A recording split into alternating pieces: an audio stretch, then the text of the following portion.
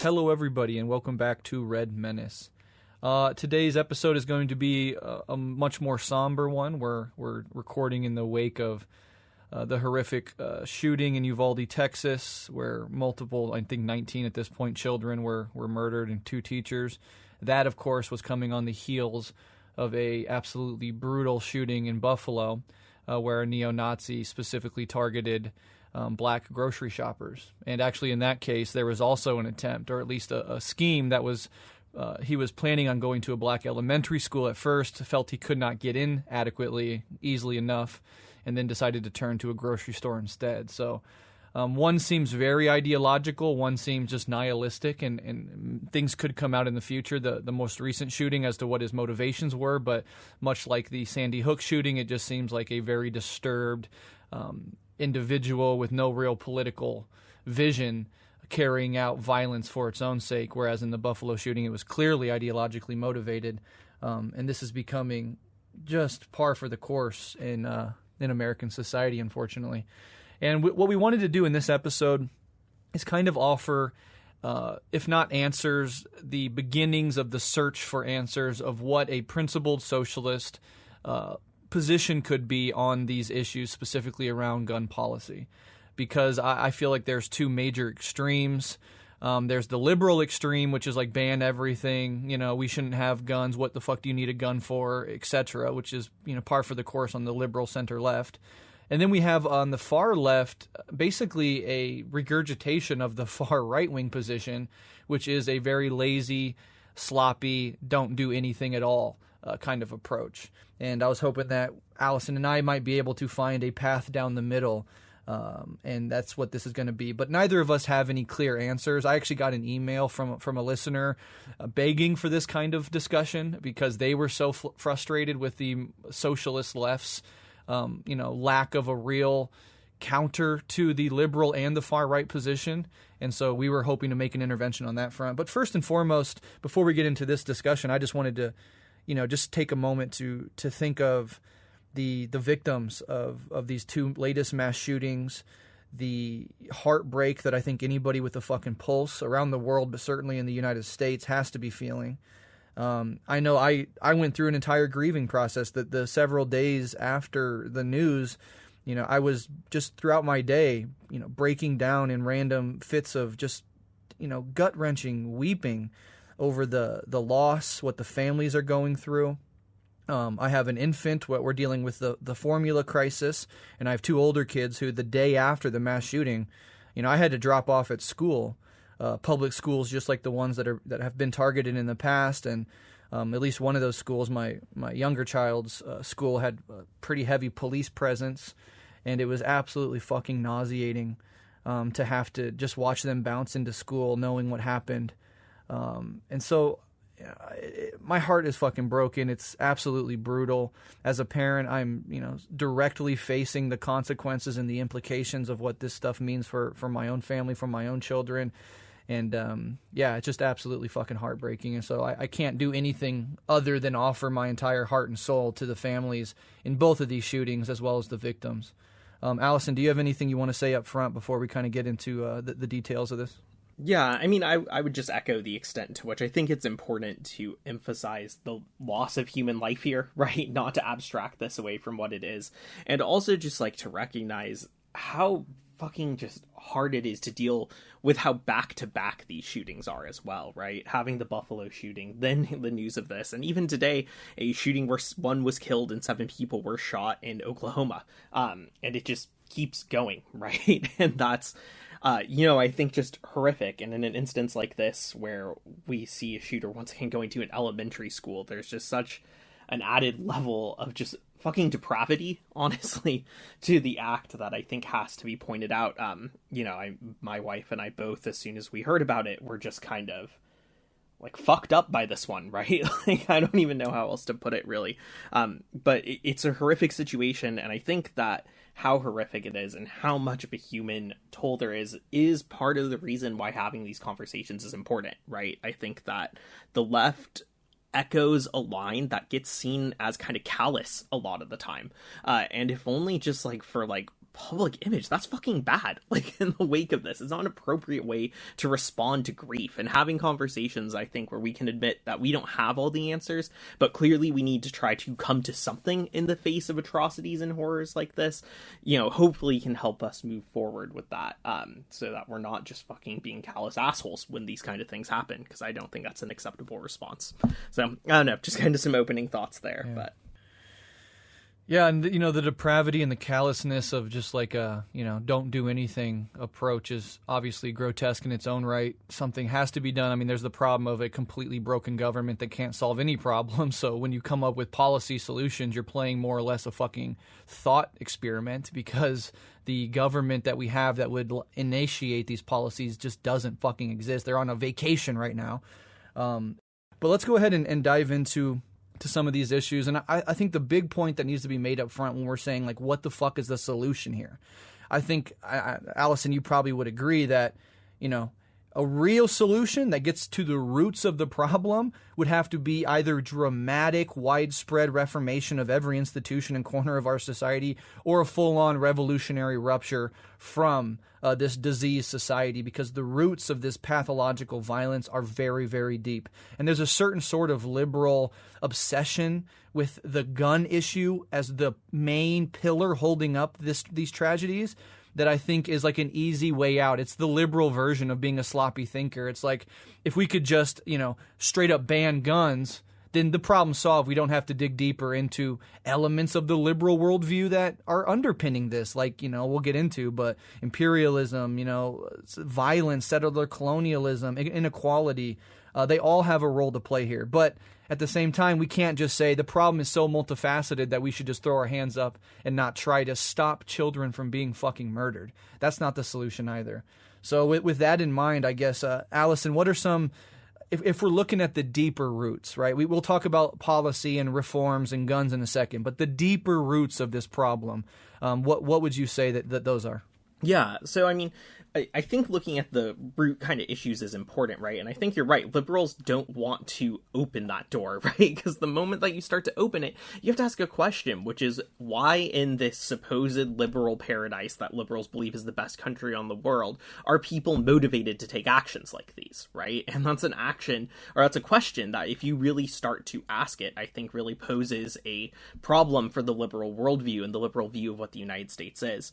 So there's like a couple things that I think are relevant. I mean, the big one that a lot of people have talked about already that I think is really worth talking about, especially in this case, is misogyny and how misogyny is at play here. What we're learning about the shooter in Texas as more information comes out is that he, over the last few years, has been known in online communities on these apps that are being used by high schoolers as a weird fucking misogynistic creep who was making rape threats and death threats and kidnapping threats against women who disagreed with him, who he had made contact with, who was finding ways to add other young women on various apps and DM them invasive questions and then make similar threats when they didn't answer, and who just generally fits this profile that tends to connect all of these shooters with just an intense fucking hatred of women. He also shot his grandmother in the head before going to the school to engage in the attack, and we see this kind of repeated pattern of, before the shootings, femicidal violence also being engaged in by these shooters against a family member. Sandy Hook saw a very similar thing.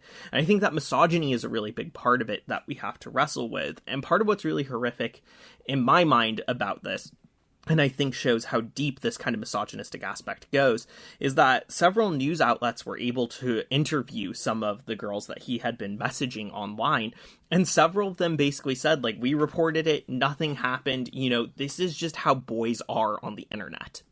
And I think that idea of this is how young men online are just expected to act with this, like, violent, brutal, threatening misogyny speaks to such, like, a background moral degradation at play that produces that to the point where it has to almost be shrugged off until it erupts into something on this level and manifests in this kind of intense violence. And I think that tells us that within the way that, online communities have formed, within the way that the internet has developed this, like, guys are just joking, grow tougher, thicker skin, get over it, it's just trolling attitude, that it allows this festering and this manifesting of this hatred for women that I think is inseparable from this kind of violence to a certain extent. And I think it's really important that we wrestle with that as one of the roots that really, like, over and over again, when you look into who these killers are, they are profound misogynists. And I don't think that that is coincidental. And I think that that is something in our culture that is producing this violence in many ways.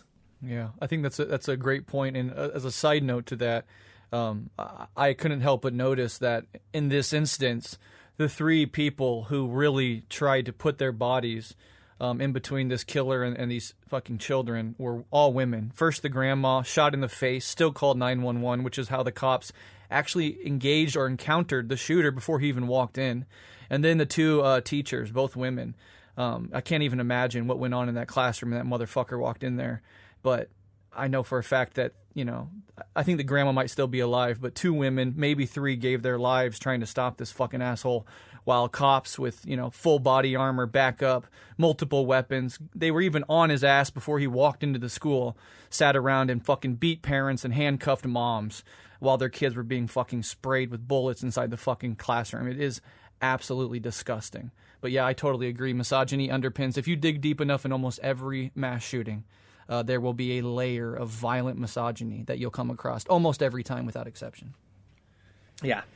Well, and I think, you know, talking about another one, and this is one that people have brought up a fair amount on the left, that I do think we need to talk about, because it's, I actually think just as important, is the issue of imperialism as well, right? One thing that we have to confront as people living in the US is that for the most part as a culture, we don't have a problem with women and children being slaughtered with guns. We have a problem with American women and children being slaughtered with guns. And that's very patently evident through the wars that we have engaged in, through over 1 million dead civilians in Iraq as a result of the Iraq War, which was cheered on by massive amounts of the American populace. You know, one tweet that I think rightfully got a lot of hate in response to this was Pete Buttigieg saying, you know, I didn't go fight overseas and carry an assault rifle, so this could happen here. With the assumption being that, yeah, it's okay when this shit happens in Iraq or in Syria or Afghanistan, right? The problem isn't that this happens, it's that it happens in America. And I think that is not surprising that a culture that can accept these kind of atrocities and that can accept this kind of violence as a core part of its foreign policy and its relation to the rest of the world sees that kind of violence exist back home, right? These fucking... God, it's just infuriating, because when you really think about it, the people who are engaging in these shootings are certainly exposed to these cultural obsessions with warfare through video games, media, etc. And that's not to say that those things are responsible, but as part of a broader imperialist ideology that says that this kind of violence has this place, it's not surprising to see that sink itself into kind of the fucked up psyche of the people who engage in this. So I really do think imperialism is one of the other key things that we really need to wrestle with, and recognize that America has been willing to accept this kind of violence for a very long time. The question is where it happens. Yeah, absolutely. And just to, I think you alluded to this a little bit, but just to maintain an empire, it comes with the maintenance of a certain sort of psychology amongst the population that must always be at war, that must always have an enemy, external or internal, whether that's communists or immigrants or terrorists or whatever. There's always a rotating cast of characters that are violent threats to American way of life that need to be put down and confronted. And in order to maintain that literal material hegemonic empire, the people inside the imperial core, inside that hegemonic empire's domestic population, must be fed a certain diet of violence and glorification of that violence and of guns.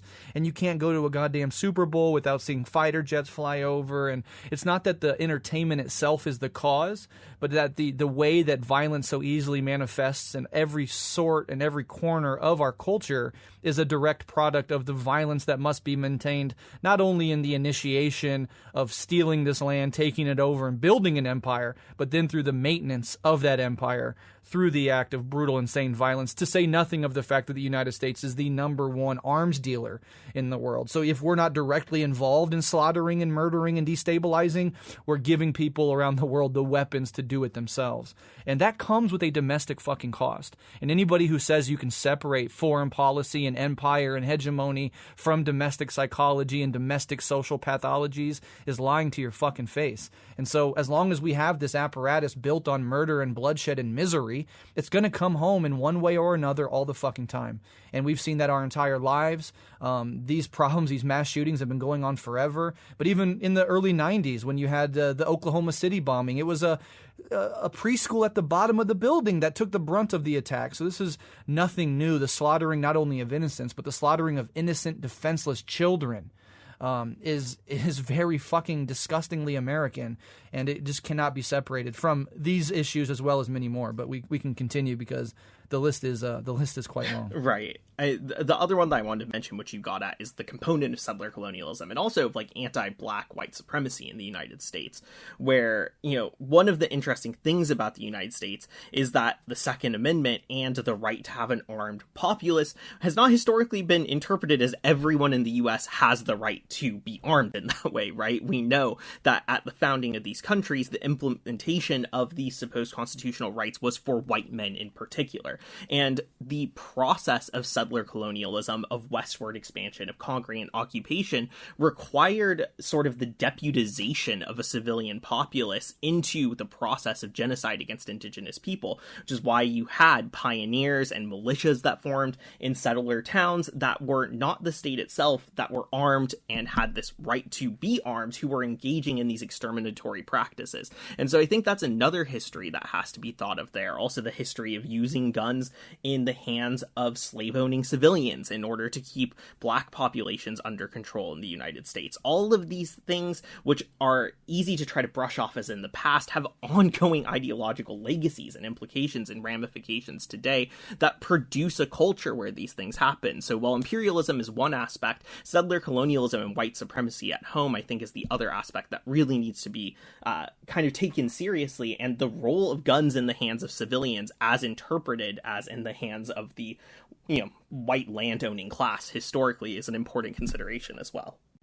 Absolutely. And, you know, the NRA, we could talk a little bit more about it in general, but if you remember during that Philando Castile murder, the NRA really revealed itself in that moment, as in so many others, but it was a nice flashpoint to see who they really fucking are. Because they pretend to be small government for the individual liberty, for the responsible gun owner. Philando Castile, a legal, responsible gun owner, telling an agent of the state, I'm reaching in to get the documents you're telling me to. I am a legal gun owner. Shot dead in front of his girl and her child in the back seat watching this murder. And they didn't say fucking shit. They never came to his fucking defense because he was black and it was a cop who did the killing. That shows you what the fuck they're about, and that shows you the NRA comes directly out of settler colonialism. There is no NRA as it exists without that legacy of settler colonialism propping it up and giving it its vitality. And then there's this it's almost crude to even talk about, and it's not the main point, but it just is worth saying, like, the insanity of whiteness and anti-black hatred. The Buffalo shooter was a neo-Nazi who had his brain rotted out from the Great Replacement theory, and he literally wanted to, you know, murder black people because, in part, this idea that white people are being systematically replaced with people of color, when, because of slavery and the history of America, you know, a lot of fucking, people that are black in this society have been around in this country hundreds and hundreds and built this fucking country hundreds of years before a lot of these European immigrants came over that then develop into an 18-year-old neo-Nazi who says, get the fuck out of my country. Like the irrationality of it, of the violence, of the whiteness is part and parcel of the entire phenomenon. Of course, white supremacy itself was forged through the processes of settler colonialism, of the slave trade, and of just colonialism, European colonialism more broadly. So again, these processes are continuing. They did not end in the past, and we have not moved beyond them. The institutions, the psychologies, the worldviews, the mindsets, the values, the structures are still very, very much in place and generating this unique form of American pathological violence. Absolutely. Do we want to talk about economic and social inequality potentially? I think so, yeah, we can get back to cops and guns. Awesome. Do you want to go ahead and take that one then? Sure, yeah, just to state that, the economic and social inequality that racks this society, it cannot be, credited with every single one of these actions for sure, but when you have a generation of people coming up with all these other things in the background, imperialism, settler colonialism, misogyny, a completely broken and corrupt government, you have the extra layer of no future, no opportunities, no community, no sense of community where maybe a troubled teen who's having a really hard time has an uncle or a neighbor who can step up and try to intervene in that child's life. That's completely gone. Intensifying alienation and anger and hatred. It's just a cesspool. What if every single American, just to indulge me for a fucking second, if every American was guaranteed gainful employment, a home of their own, good wages, mental and physical health care, a sense of community with actual community, enriching rituals and rites of passage that have, been part and parcel of the human experience for our entire existence as a species on this planet. What if there were plentiful opportunities to access higher education, to get a good job in the trades? Would as many people be willing to just throw their lives away in an act of feverish violence, random violence, or be sucked into hyper, radicalizing neo-Nazi ideologies if they had a fucking system and a society that invested in them, that cared for them, that tried to create a life for their citizens instead of throwing them to the fucking wolves of capital and saying, figure it out yourself. And none of these issues, settler colonialism, imperialism, economic and social inequality, rampant violent misogyny, these are not things that can be reformed away. So as we shift into this conversation about some reform, some policies that principled socialists and Marxists might be able to accept, we have to understand the problem is much, much, much deeper, and without radical change at every level of society, the same sickness is going to manifest. You can take the gun out of the hand of the sickness, and that certainly might help reduce the body count, but the sickness will still be there. And with the rise of 3D printing, of ghost guns, of the increasing ability just to make like bombs easier to make, the gun is part of the problem, but it cannot be the only problem. And we have to keep that in mind going forward. Yeah, definitely. We can transition to talking about some of the, kind of proposed solutions to this and also where we might fall into that. I mean, one that I want to talk about and transition talking about briefly is the response that we're largely seeing on the right, which is that we need more cops in schools, right? Is kind of the response. Or we need to securitize schools more, make them have a single entrance point, have more armed police there, or the dystopian term that they use, school resource officer, but that we need to have more cops there. And, I think this shooting is the fucking example of why that doesn't make a difference, right? Sandy Hook originally was an instance that a lot of people wrote about how the school resource officers at Sandy Hook fucking hid and ran away when the shooting started, right? They just allowed it to take place. And in the case of this shooting, we saw almost something even more fucking horrific than that, which is that the cops didn't stop it for an hour. While they were not stopping it in that hour, they maced and pepper sprayed and attacked and tackled and handcuffed parents trying to get their kids. And some cops went in and rescued their own fucking kids, but nobody else during that time, which goes, again, a level beyond what we saw at Sandy Hook in that instance. And on top of all that, they've just been lying about it the entire fucking time.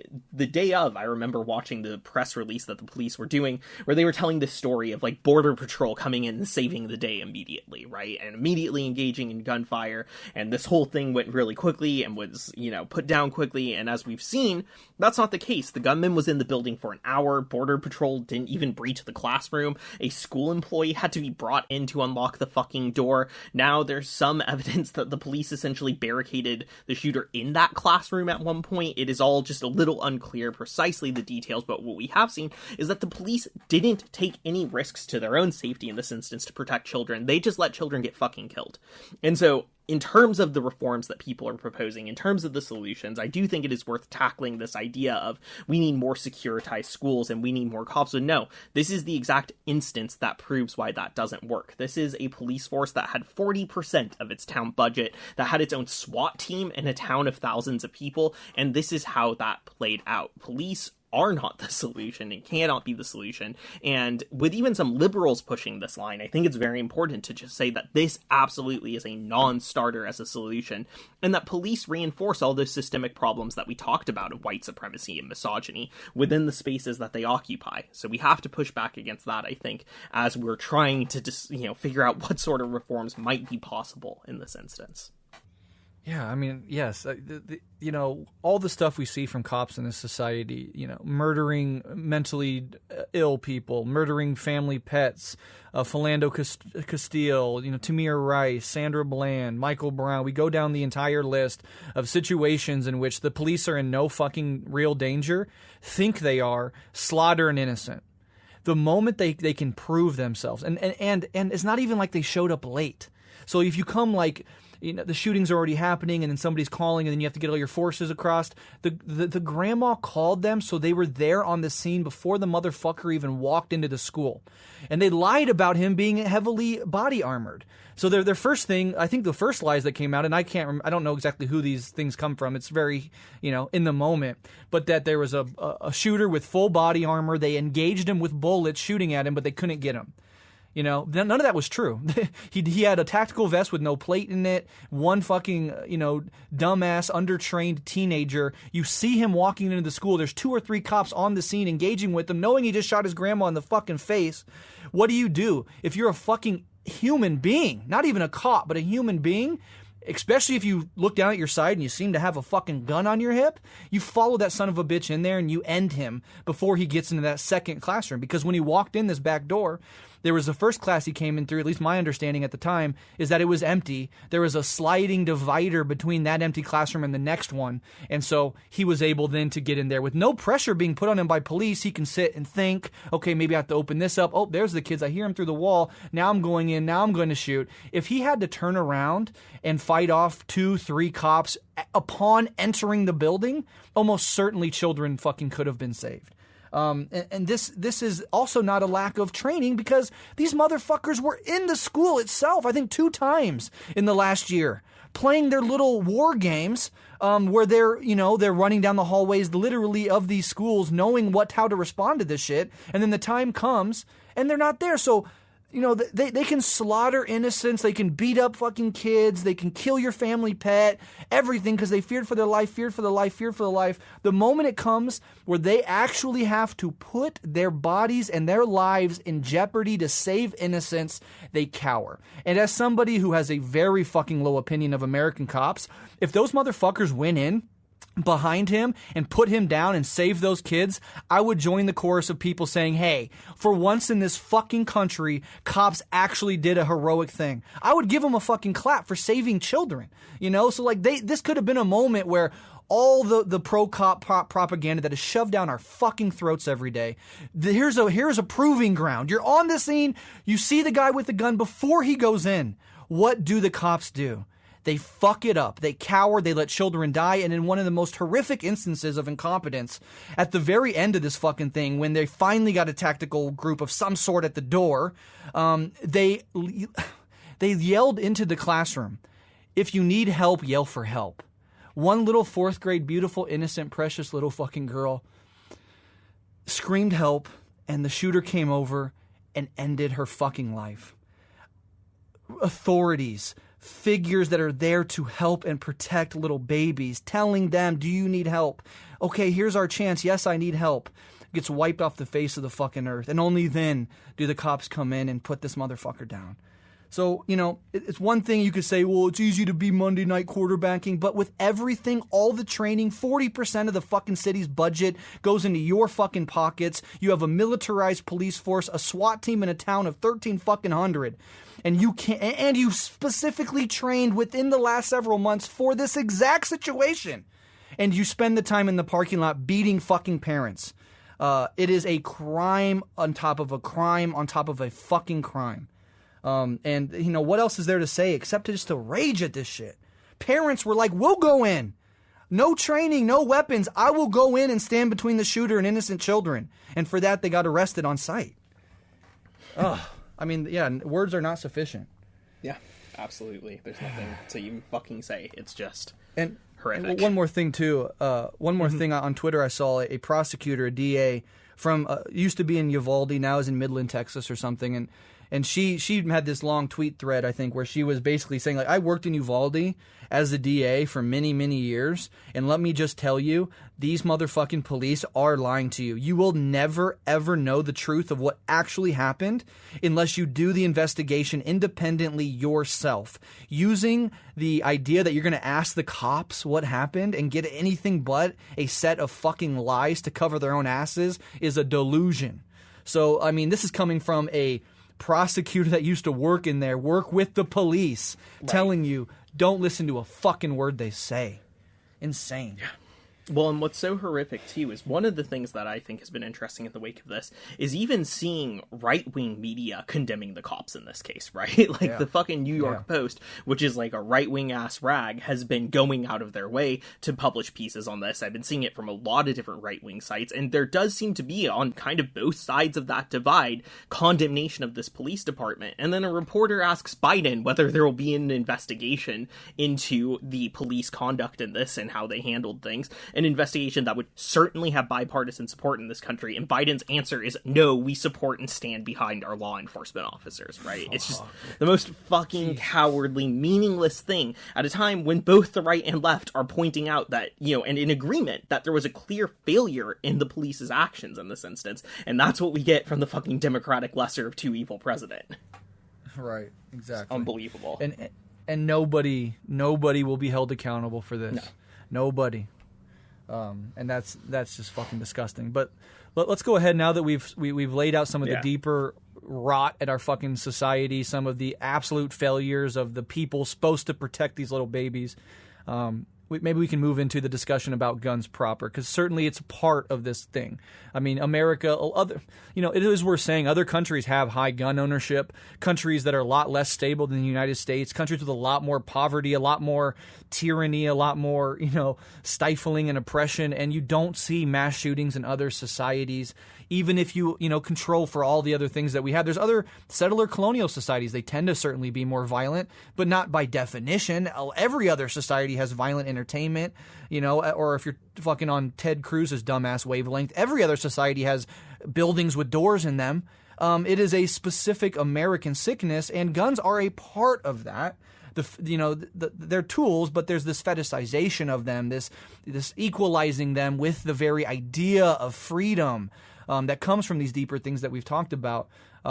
But yeah, so let's tackle this tough situation. I'm somebody who owns many guns, because not only because I grew up in Nebraska and Montana, where there's just a different culture, but also because I've personally been targeted by multiple waves of right-wing fascist neo-Nazi dox attempts. My family's been attacked, and then I've also been visited by the state, by police, etc. In lieu of that as well for whatever. And I want to be able to protect my family, not because I think I'm going to go to war with the police or because I'm going to go to war with the United States government, but because I want to be competently able to not only be able to use those weapons to hunt for food and build that skill set, but also to defend my family straight up, period. No apologizing for that. But at the same time, I'm not going to say that don't do fucking anything. There's nothing we can do. Because I value my gun more than I value the lives of little children. I'm not going to do that either. So I guess let's go ahead and jump into it. Do you have any opening statements that you want to say, Allison, about this? Yeah, as an opening framing question, I think this is where, again, as you alluded to in our introduction, we have to break away from the two kind of obvious things that people fall back on, which is either it's all the guns or the guns have fucking nothing to do with it, right? Those are kind of the two answers that we get. And it's all the guns, I think, is, obviously false. There are all the other things we've talked about that are factors that are clearly at play here that matter and need to be taken into account, and removing guns isn't going to get rid of all those other things. But the reflexive move on the far left of therefore the guns have nothing to do with it is a mistake too, right? And I think we just have to push back against that. On just a practical level, right, the amount of deaths that can be caused by a gun is higher than with other weapons, right? That just is true. I don't think we have to pretend that that's not true. That's something we can wrestle with. And on top of that, and I think you hinted at this, right? Like, all these ideologies that we're talking about have an obsession with guns as objects into them, right? And the gun is this kind of ideological object in US culture. It's this object of masculinity, of conquering, this object of kind of brutality within all of these various ideologies, especially in the context of misogyny. I think the gun is seen as a masculinizing thing that a young boy can have. There's all of these sort of ideological projections onto guns themselves that make them relevant and worth considering. So, just as like a framing question, I think we really have to get beyond this reflexive response to the liberals where, they say, oh, the gun is everything, and we say it's nothing. No, I mean, these crimes are inseparable from the guns, right? We have to take that seriously. So I think that's an important framing.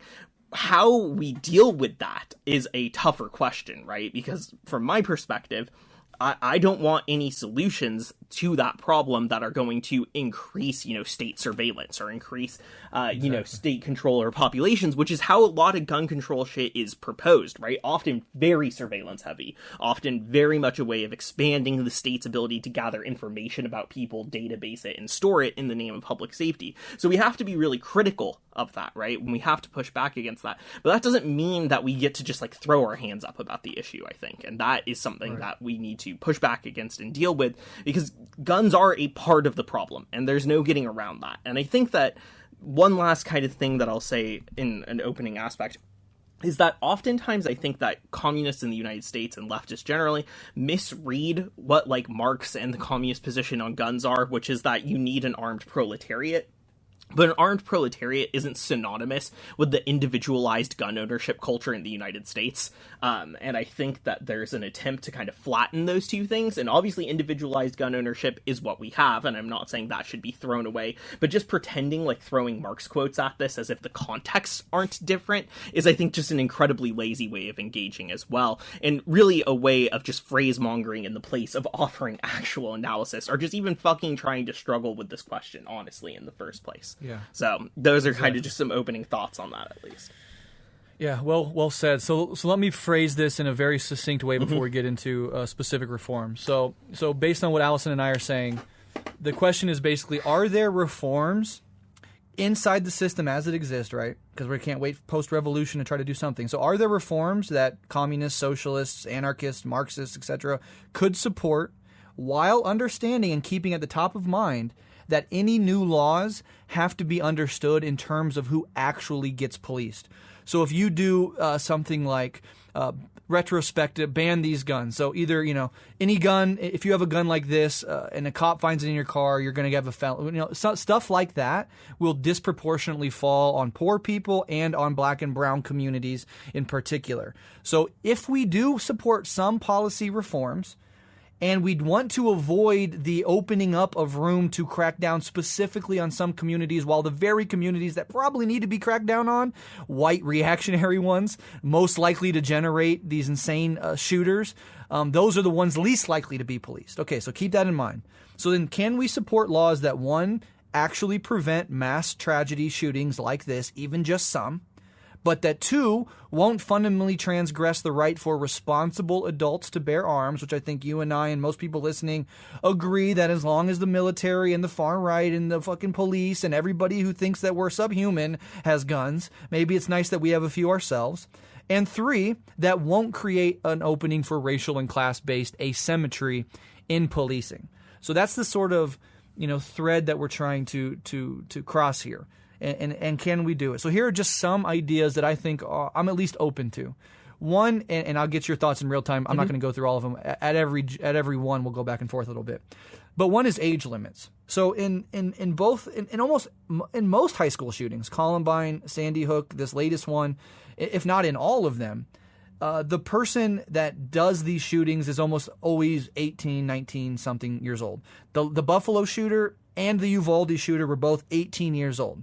And I don't exactly know the Buffalo shooter's situation, but I know in the Uvalde shooter's case, he turned 18 and just went to the store, bought 2 AR-15s and like something like 7 magazines. So, I mean, right there, like, holy shit, somebody's selling this. I just turned 18 last week. Can I get 7 magazines? That should at least draw a question from the motherfucker selling this dude, this weaponry. But, I'm totally fine, at least unless there's an argument I'm not aware of, saying that, 18-year-olds, there's no place for an 18-year-old to go be able to buy an automatic weapon. There's almost no legitimate need for it in our society. Responsible adults would not be impacted whatsoever by having an age limit. I know for a fact when I was 16, 17, 18, 19, I was a completely reckless dumbass. I would not have sold myself a gun at 18, not because I would hurt anybody, but because I was just a reckless, youth that my brain wasn't done developing. For, something like driving a car.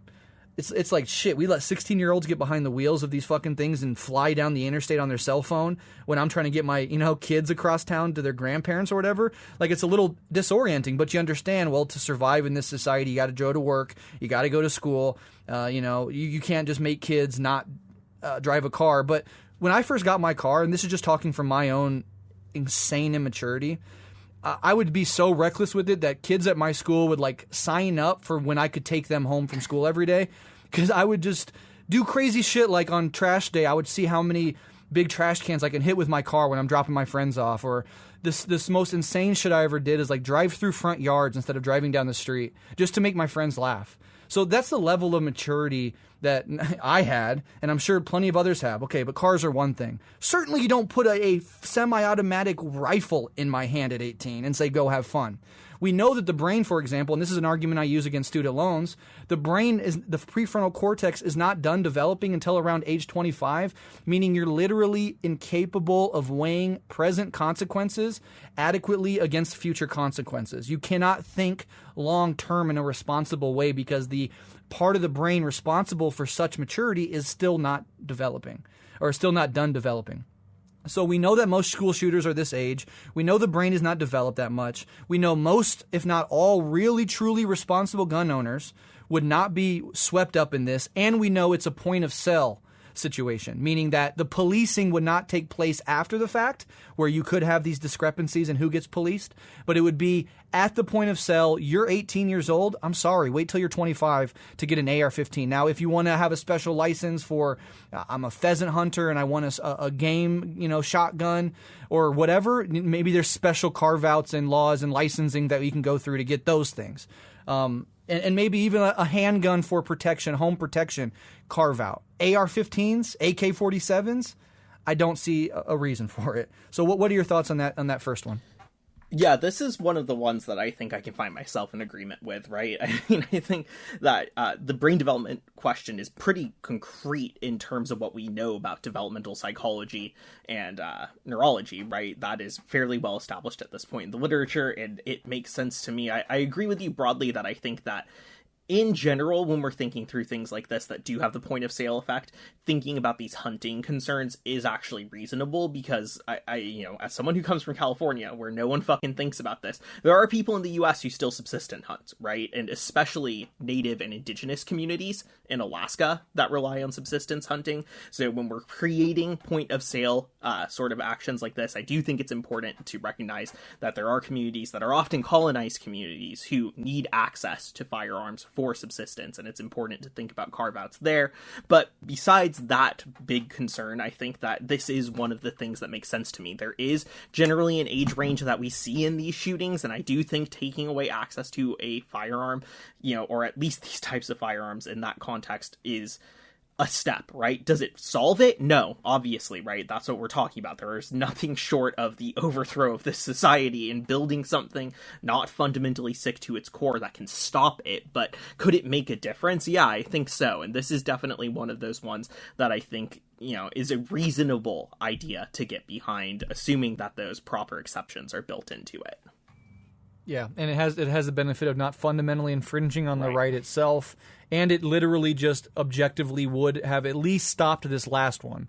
And I think if you really dug into the details, you would see that it would have stopped many more. So let's say with this inaction, 10, 15, 20% of crimes of mass shootings that otherwise would have been committed don't happen. That's a win. That's an easy reform that I can accept that does not fuck with my right as a responsible gun owner to protect my family. So that's one. The next one is one that we often hear about, which is background checks and gun show loopholes. Obviously, there's pretty high support among the general population, right, left, and center, for universal background checks. It seems like it's an easy thing to do. It is still a point of sale thing, so you're not going into communities and policing these things. Is there some threat that if you're on a list for being a far leftist, right, your background check will come up and say no? I think there's some risk. We should be able to wrestle with that fact. When I went and I got a background check when I was buying actually a shotgun, my background check was extended, and usually it's like, yeah, this will be done in store. Well, actually, something was flagged. You'll have to come back tomorrow. And I was like, oh, fuck. Like, does the show or, my past run-ins or protesting and organizing shit, is that getting me flagged? Eventually, the flag was lifted. It was a mistake, somebody else with my name, and I got the gun. But I didn't mind going through a basic background check. I'm not a fucking violent, hurtful person that commits crimes or hurts innocent people. So I was like, sure, whatever. And then the gun show loophole. We know gun shows in general are filled with people on the far right? Like, oh, I'm just a Nazi enthusiast. That's why I have all these guns and this medallions and these suits and shit like that. It's a very creepy place, and I just don't think you should be able to go into a conference center and just buy whatever you want.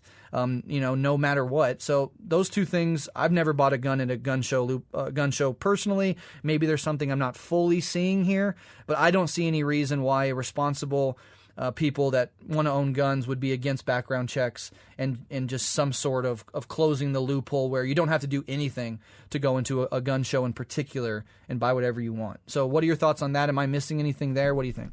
Yeah, I mean, so background checks, I think, are at the point where there is pretty universal support, right? And they're implemented in most states already in some degree. There's a high amount of variance about what that means, but there's general support for them. One thing I will say critically about background checks, and I don't think this is a reason that they shouldn't exist, but I do think it's worth thinking into in terms of their efficacy and how background checks overlap with some of these issues of white supremacy and settler colonialism that we've talked about, is that the people most likely to get flagged by background checks are going to be people from colonized communities, right? Because of over-policing within those communities. True. And so that is one thing that we need to think about, is that police presence in communities, black communities in particular, and indigenous communities in the United States is much, much higher than in white communities, and people are much more likely to have a criminal background on the basis of that over-policing. So that's where I think it starts to get complicated there.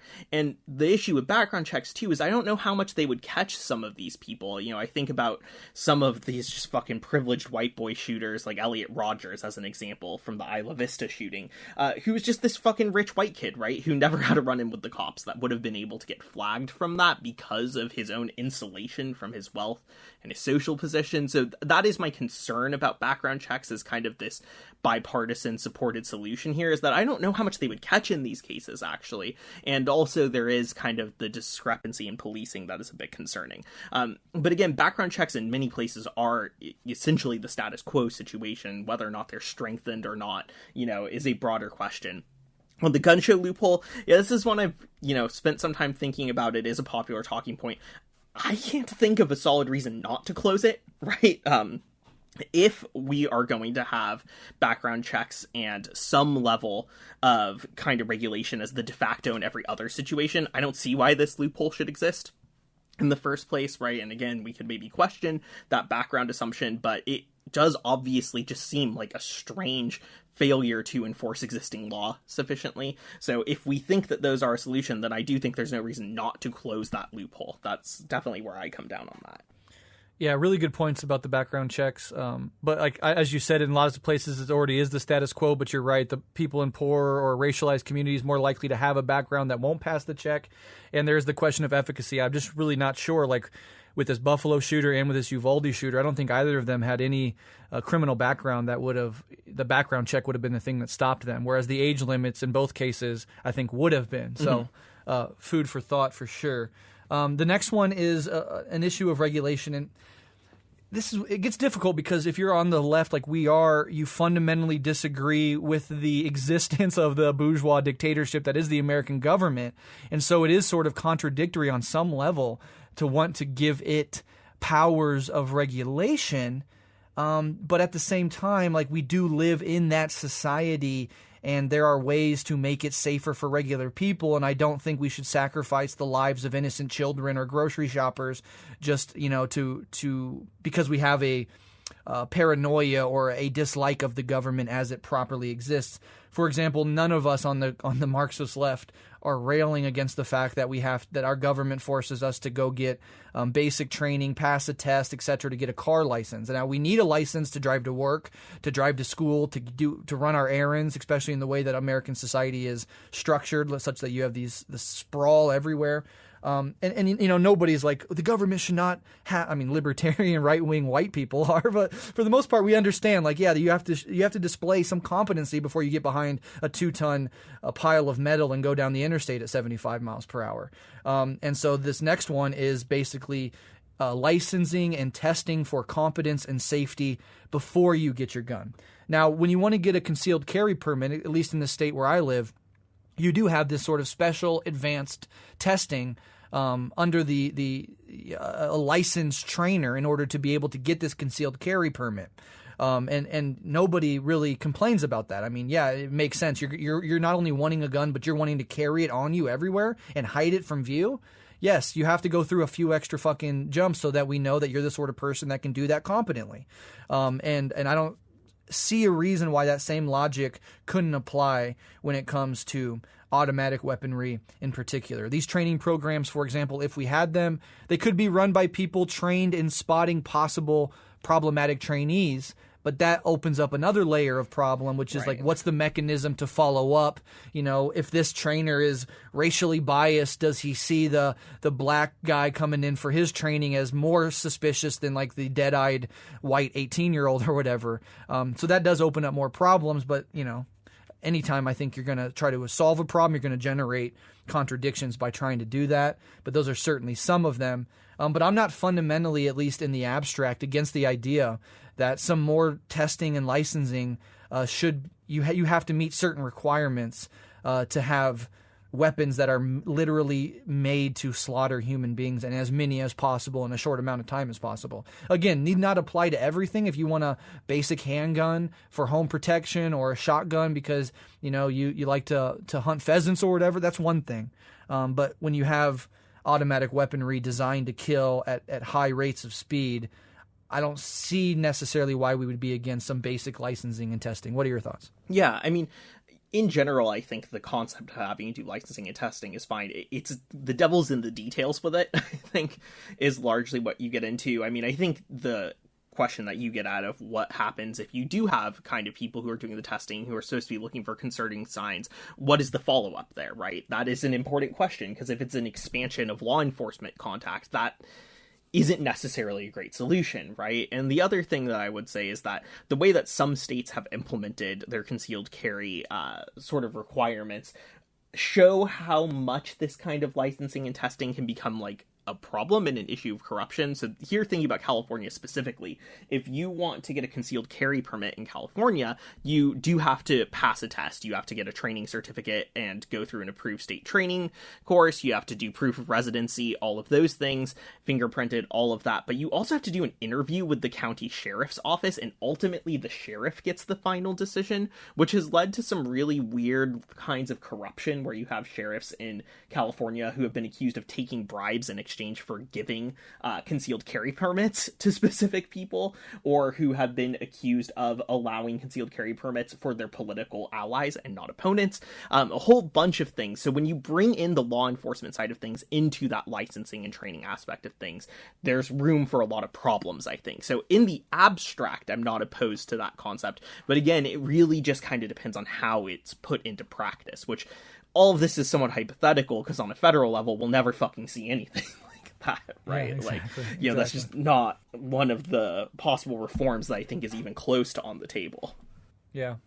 Absolutely. I'm going to go to the next one, but it's something I just thought of this. I was talking earlier about, being sort of immature and growing up in Montana and Nebraska, being around guns, and two memories just came to my mind. I realized that I've had guns pointed at me several fucking times in my life.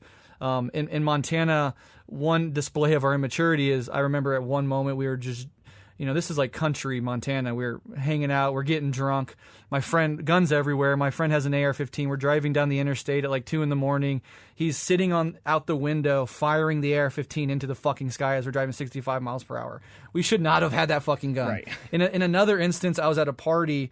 Some guy thought I was involved with his girl or something.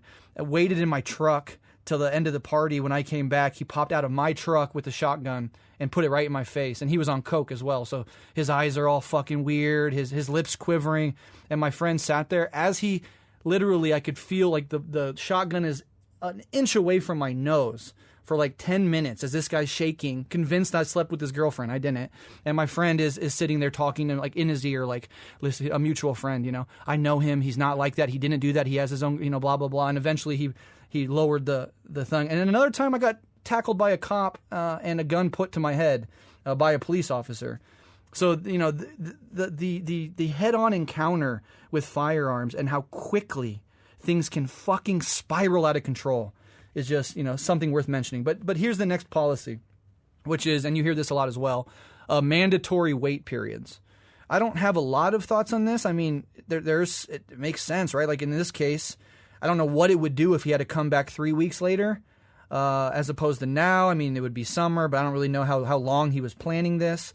Some people are saying, up to 28 days. I think some states actually have already mandatory wait periods.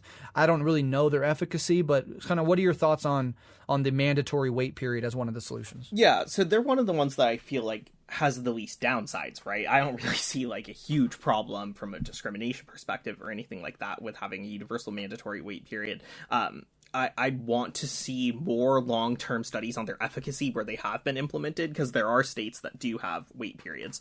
But yeah, the efficacy here is more the question that I have, right? I mean, if we think about like the Buffalo shooter, for example, this guy was fucking ideologically committed, right? Like, I don't know that you're going to see a difference if there's a wait period in place. With some of these younger, more kind of nihilistic attacks, maybe. I just don't know how effective they would be, but I don't see harm in that one, especially compared to a lot of the other more thorny possibilities. That seems one that is less likely to have directly negative impacts, but its efficacy I'm not so sure on. Yeah, I agree with that. It involves virtually no policing, so that's a benefit, but the efficacy is very much in question. And if you're committed enough, waiting 28 days or even longer won't stop you. There are probably some instances in which somebody is being very impulsive or maybe spiraling mentally, and having another month or two of time to calm down or think or whatever might be helpful. But again, I think that if anything is really going to happen on this front, it's going to be a combination of particularly smart policies working in unison, bolstering one another while not infringing on the right, or not, as we are constantly worried about, putting it in the hands of police, which we know are not the people to put this fucking shit in the hands of. And so the last one I have here, and maybe you have more in your mind, I'm sure there are plenty of ideas out there. These are just some that came to my mind when thinking about things I could, at least in theory, support, is these voluntary buyback programs.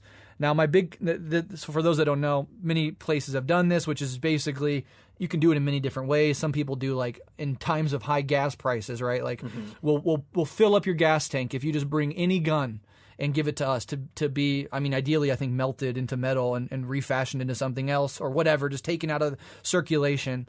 But my big concern there is, of course, the class implications, because if you're somebody on the lower economic strata, you're much more likely to respond to the incentive of cash or a free gas tank or whatever financial or monetary benefit you might get, as opposed to somebody who is more well off, more privileged economically, and don't have that incentive doesn't speak to them. I mean, again, it's voluntary. So, like, people are, if you want to go give one of your shitty guns away, you can get some money back. It's not a bad thing.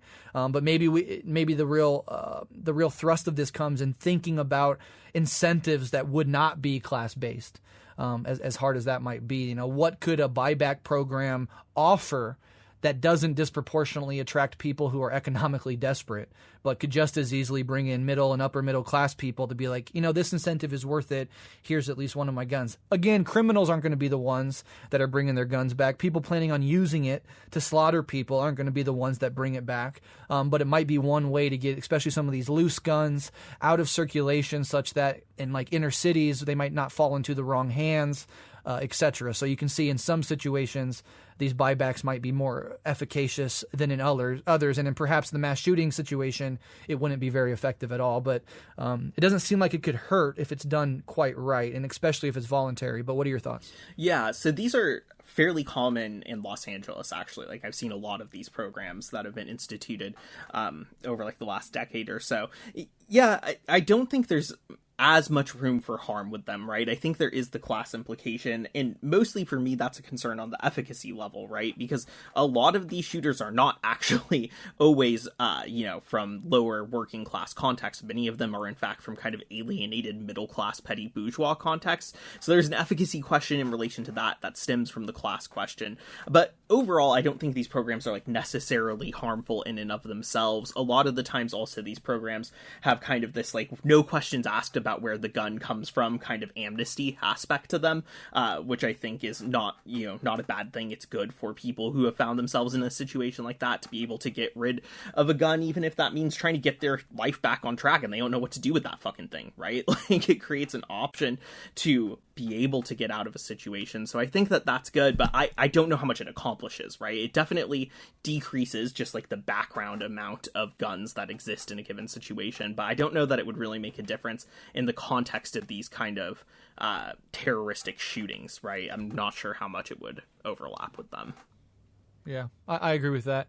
So that's kind of my list of things that jumped in mind. There is obviously the big elephant in the room, which is the liberal call to ban assault rifles outright, meaning AK-47s, AR-15s, and anything of the like would be outright banned. Are you in agreement that people on the far left should resist that? And if so, what's the argument for resisting that outright liberal call to ban assault rifles?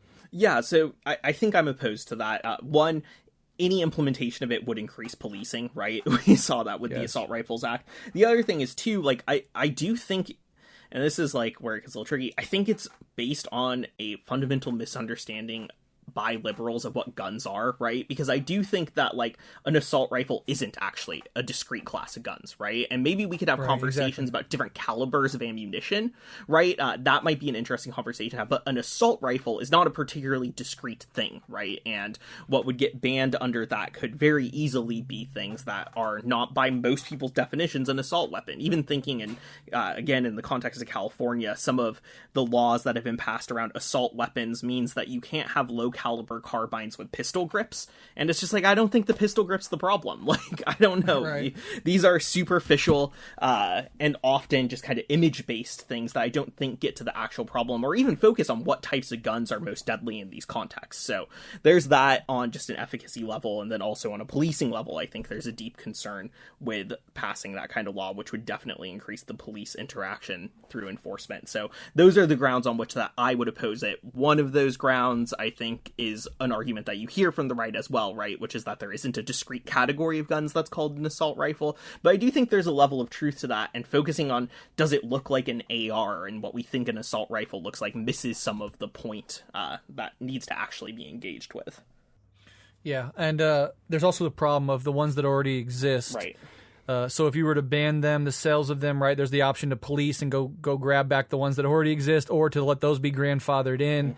Mm-hmm. But we all know that if we did that, then that would set in stone the disparity between who has them and who doesn't, and it's the people on the far right, the people with money to be able to collect 10,000 fucking guns.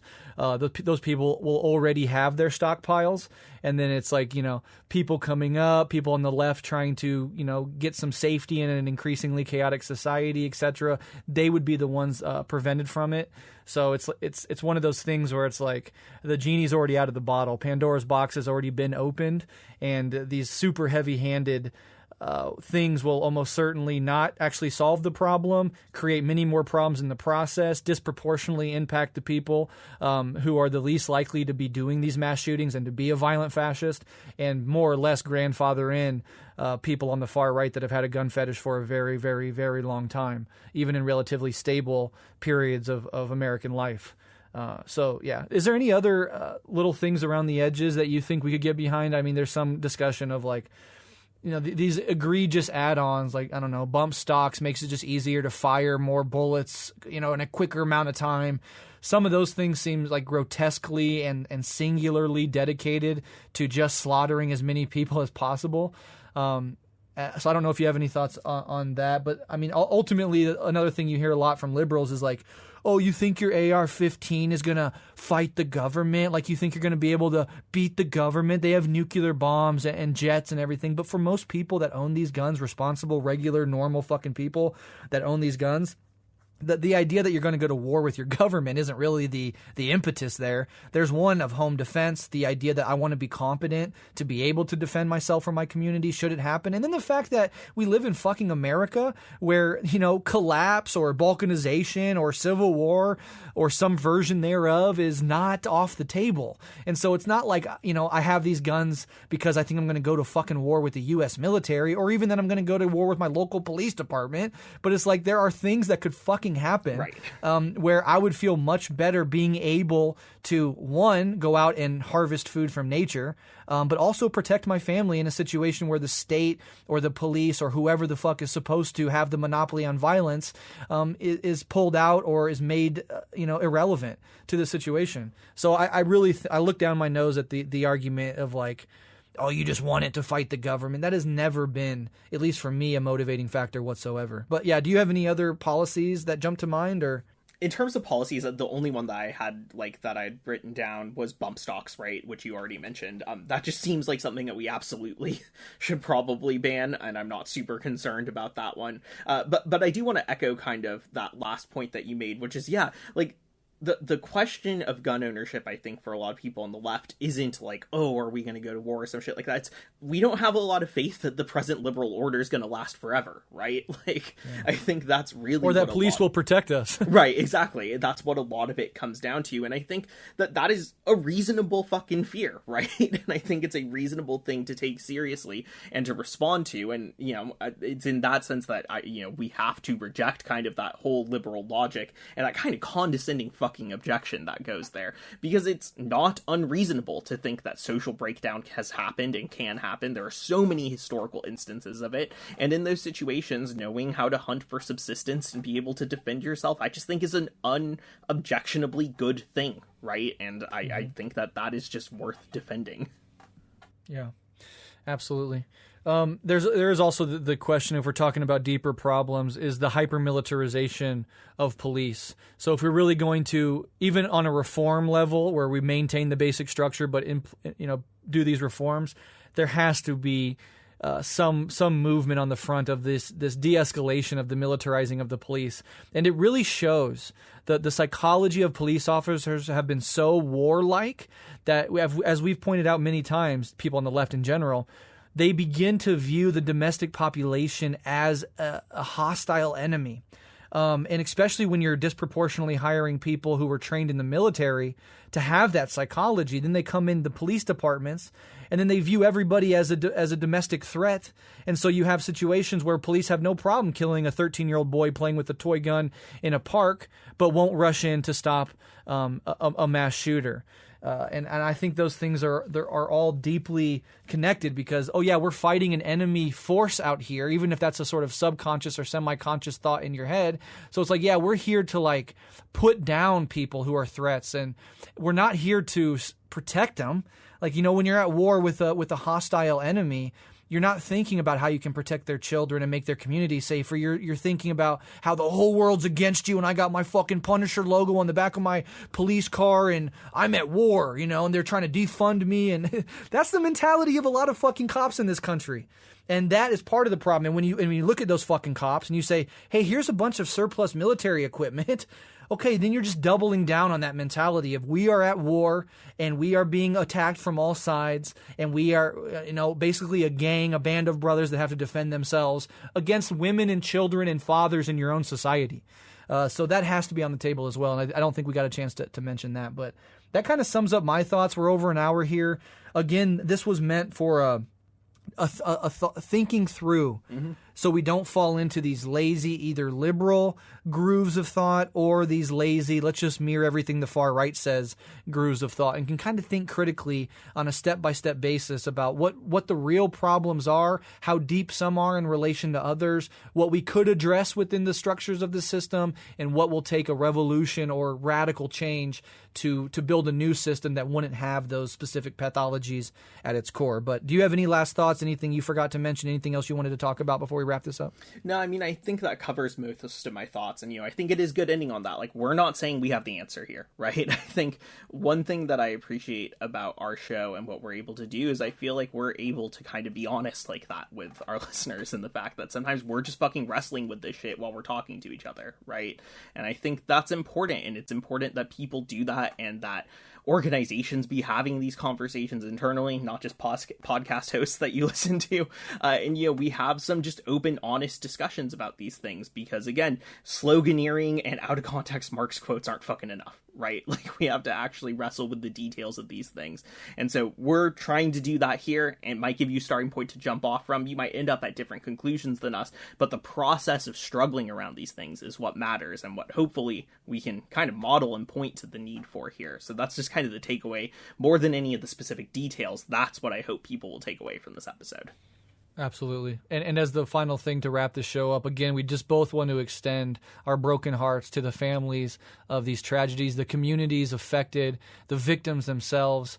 And we realize that the world that we want to build is a world where people like that will be safe, will be taken care of, will not have to worry about being gunned down in your movie theaters, in your restaurants, and at your fucking places of worship, and in your elementary schools. This is a sick, sick society, and it is falling apart all around us. Every institution is delegitimizing itself, and in the process of this collapse, it's the most vulnerable, the least defensible, that are the ones that have to face the brunt of the chaos, while the rich and the powerful sit up at the top of society, twiddle their thumbs, and do fucking nothing for nobody. So love and solidarity from the bottom of our hearts to everybody affected and to everybody listening. We'll be back soon.